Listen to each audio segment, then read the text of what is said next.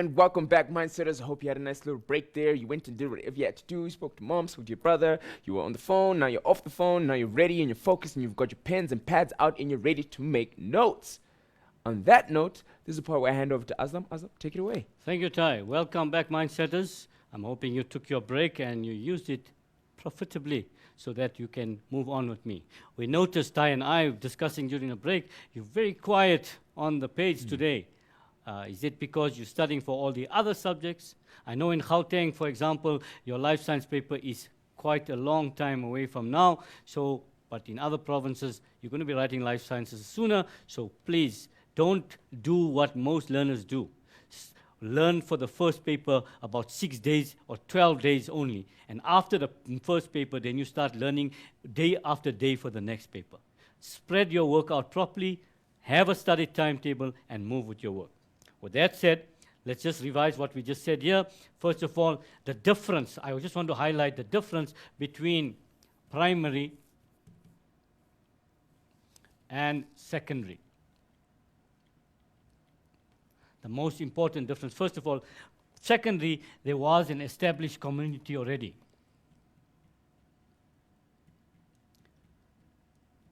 That was disturbed. Here, there was no established community here, and this started from fresh, if you want to put it that way. And because of this difference, this one takes place quicker, and obviously this one here, we can't say not quicker, we say slower. Takes a longer time for this to move from pioneer to climax and stable. This one here is quicker, that one is slower. So we must know that difference. And just remember that the main difference is that there was a community, some destruction took place, and they just re-establishing themselves. Secondary succession is where a community re-establish itself. And pioneer, where the community starts from scratch, if you want to put it that way. Some pictures to remind you also, or to highlight what we are talking about, occurs after human intervention or a natural disaster. Could be fire, this could be human, or it could be natural because of the weather, etc. So that's what would happen. From there, fire, can you see all the young trees growing there? They were there already, so the roots now just regenerate, and the stems and everything else that comes up in that area.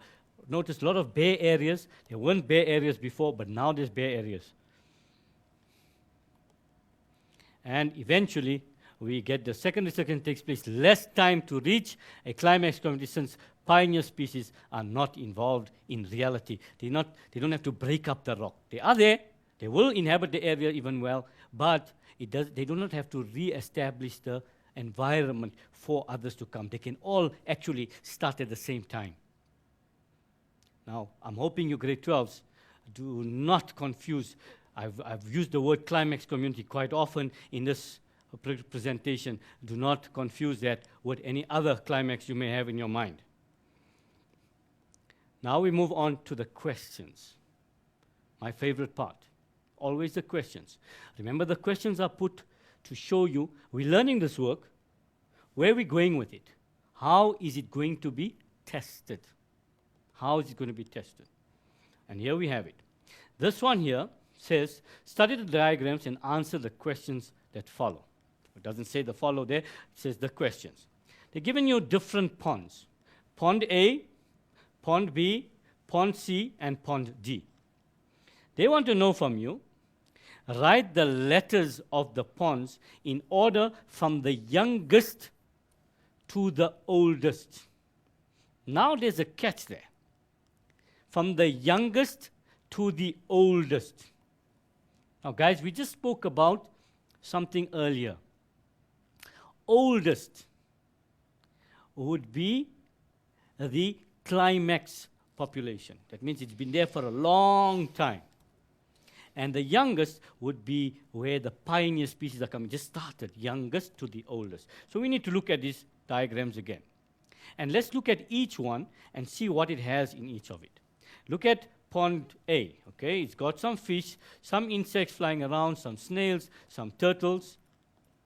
This one here just has some fish, some maybe snail there, maybe a turtle or something around that area, and water. Not many plants in this one here. Here you can see quite a bit of plants as well, and you can see a layer forming at the bottom. Pond C, quite a bit of plants, and a layer there at the bottom, and some animals as we had earlier. And pond D, a big layer here, and lots of animals and plants in different and bigger animals as well, birds coming in there. So obviously, in terms of what we have learned, can you guess? Obviously, pond B would be our number 1. So we rather write it down here, pond B first. Write down the letters of the ponds in order. We can't write 1, 2, 3, 4. We've got to write down the letters in the order. And thereafter, we look at our diagram. Here there's quite a bit of plants. Here there's less plants. So it would be C. Then obviously it would be A. And then it would be D. Now, in this particular question, although they've just asked you in this one here, I've just put in, write down the letters. They could also ask you to describe the changes that have taken place in this particular environment. And then you would have obviously go in to explain what's happening in pond B, what's happening in pond C, what's happening in pond A, and what's happening in pond D. It could also ask you what type of organisms will you expect in B, A, C, and D.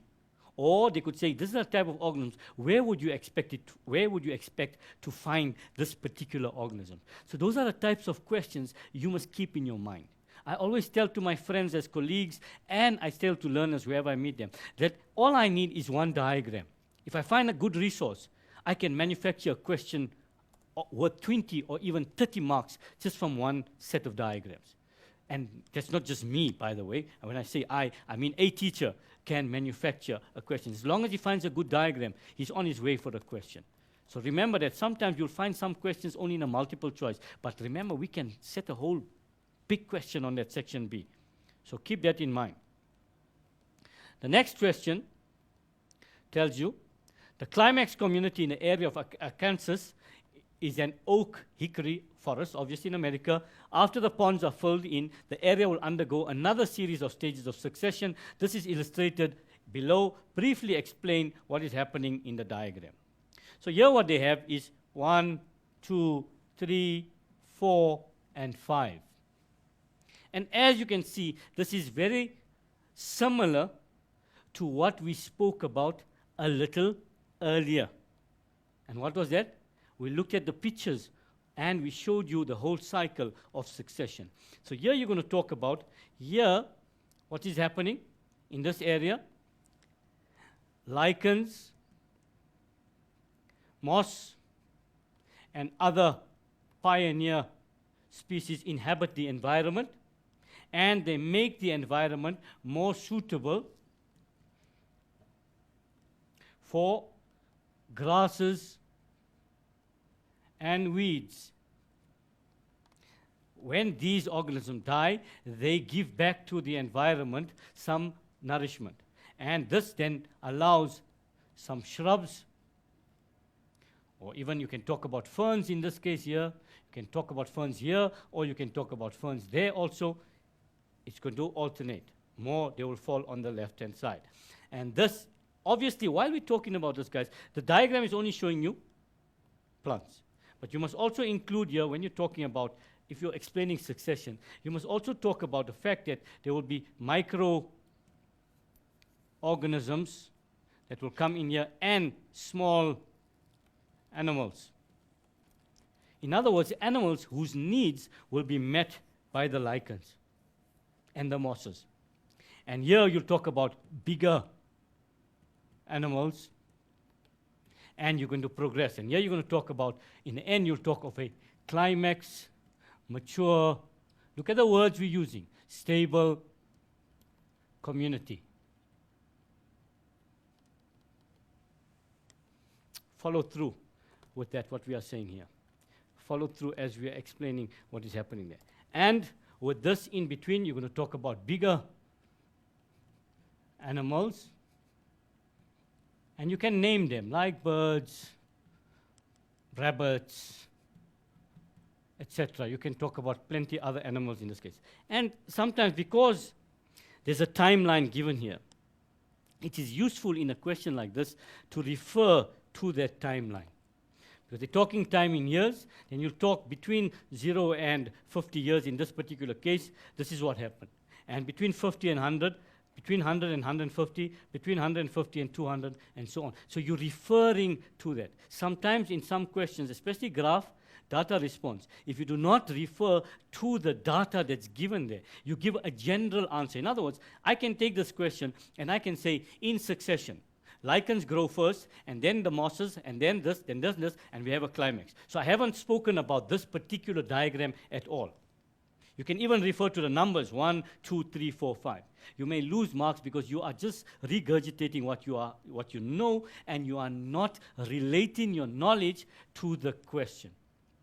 If you look at last year's paper and the year before, 2011 November, 2010 November, the question on natural selection, because all the years learners were used to that, they were just giving the whole paragraph about natural selection. These are the 4 bullets: overpopulation, variety, competition, the survival of the fittest, natural selection. So they would just re-say the whole thing. Instead of looking at that particular thing and talk about that example, sometimes all that information may not be necessary. So can you see what we are talking about in this diagram? And these are the ways in which this question is asked generally. And the other one, if you look at last year's Gauteng preparatory exam, they asked you to explain the difference between primary succession and secondary succession. Now, one more question here, and then we're going to look at some other questions from other areas. Study the diagrams below. Using bullets or points, briefly explain primary succession which will occur in an environment as represented from diagram A to B. Now look what they're giving you here. They gave you bare rock, and they gave you a forest eventually grows where bare rock once existed. Think of that words. Our mind map earlier ended with this here, with our pictures. Not our mind map, sorry, the picture story that I explained to you. Our last sentence was, a forest eventually, or mature climax community exists where there was bare rock once upon a time. So here we started with a rock. So we're talking about a rock. And in our earlier explanation, we spoke about that this is a hostile environment. We can use an unsuitable environment here. And therefore, microorganisms with low nutritional demands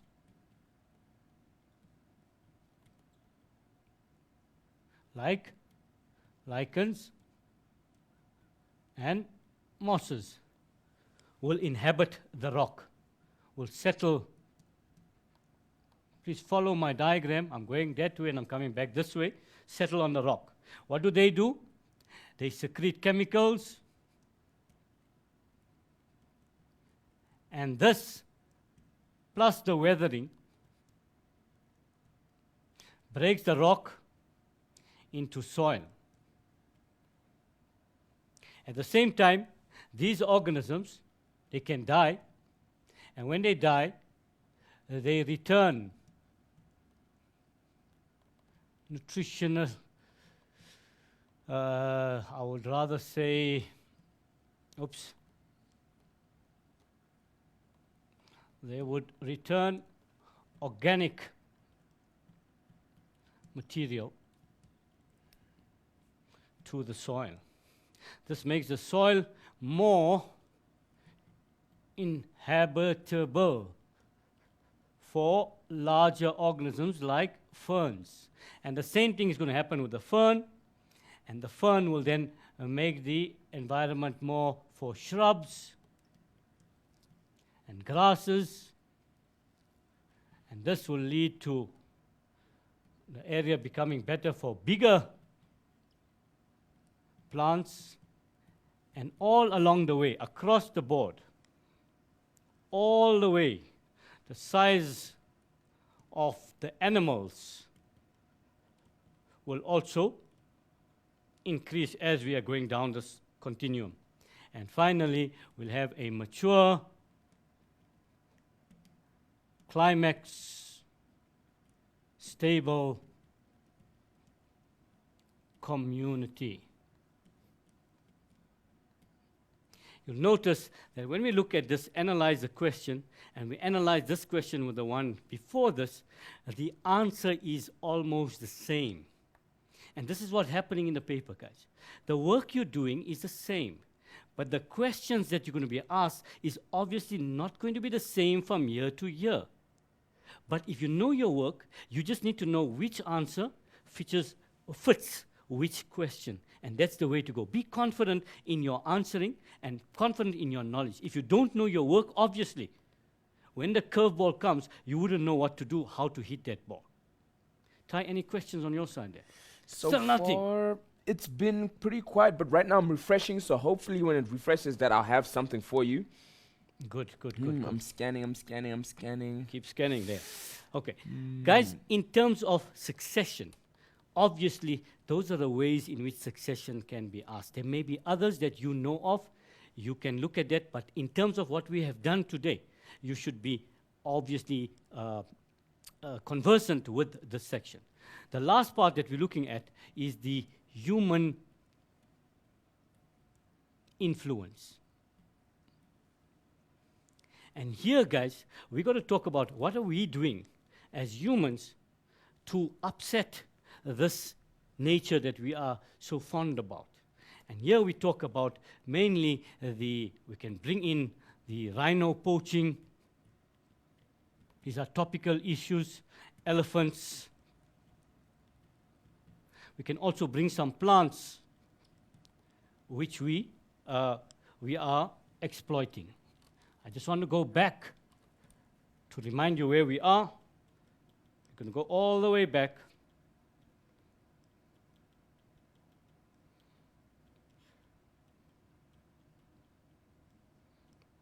There we go. This is where I want to be. We are now there by human influence. So we have covered all of that. We have covered this one here. I want to talk about this last one here before we move on with that as well, and then we will round up today's work. Right? So that's where we are. We have covered all these areas in this section. I'm hoping you're with me, and I'm hoping, notice that we didn't rush through here. We went through nice and slow so that you are with us. Let's get to the end.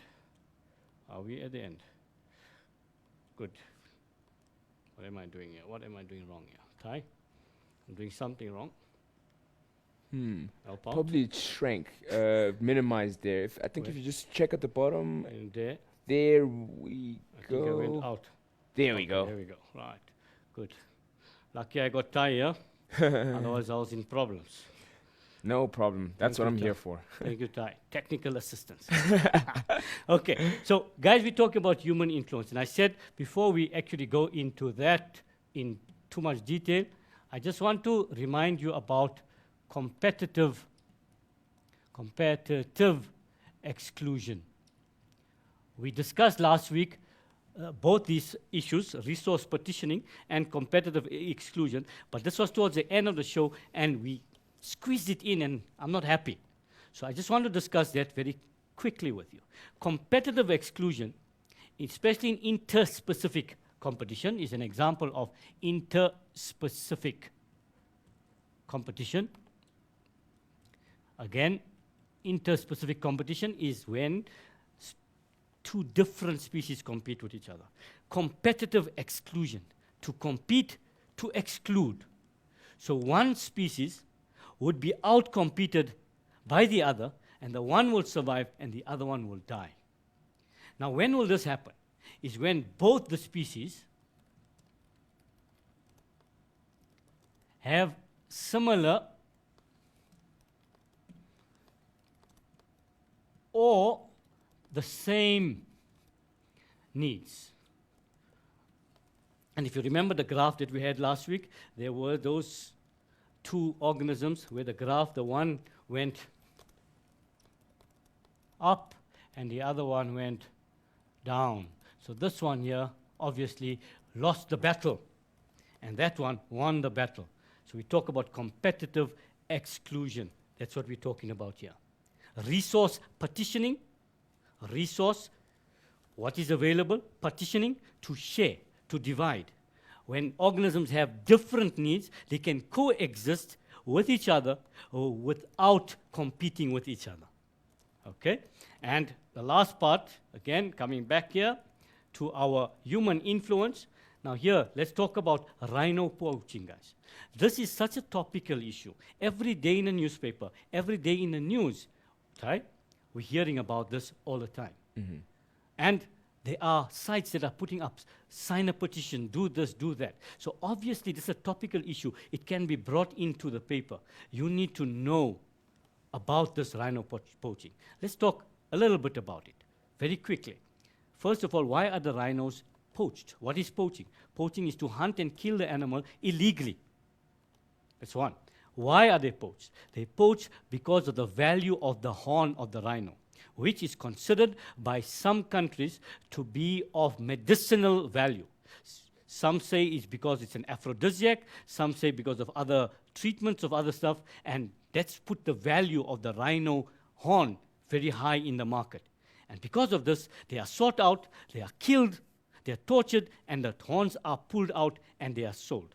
In South Africa at the moment, the forces are gathering to fight this in a big way. So you need to know about this, and you need to put this into practice in your own life. If you see something like this, you need to report it. And the same goes with everything else that we may be exploiting. So guys, I want you to concentrate on this section. I wish you all the best when you are looking at this section so that you can complete it. This section is an easy section where you can score marks, guys. You cannot leave this section out. There's a lot of common sense here. My principal says common sense is not so common anymore. Prove him wrong. Show us in the paper that you have this common sense and you make sure that you knock this section so it boosts your mark. With that, over to you, Ty. Thank you, Mr. Aslam. Wow. This is a lot of information, a lot of stuff to take in, but I enjoyed myself, and I hope you guys got all those diagrams, and I'm hoping you guys enjoyed yourselves. But what I'm seeing here, everyone was enjoying themselves, and I want to send a quick shout out to Rosette. She asked me to send a shout out earlier, so I was like, okay, I'll think about it. But anyway, I hope you had fun with the show, and for me, this is where I sign off and say cheers and see you next time.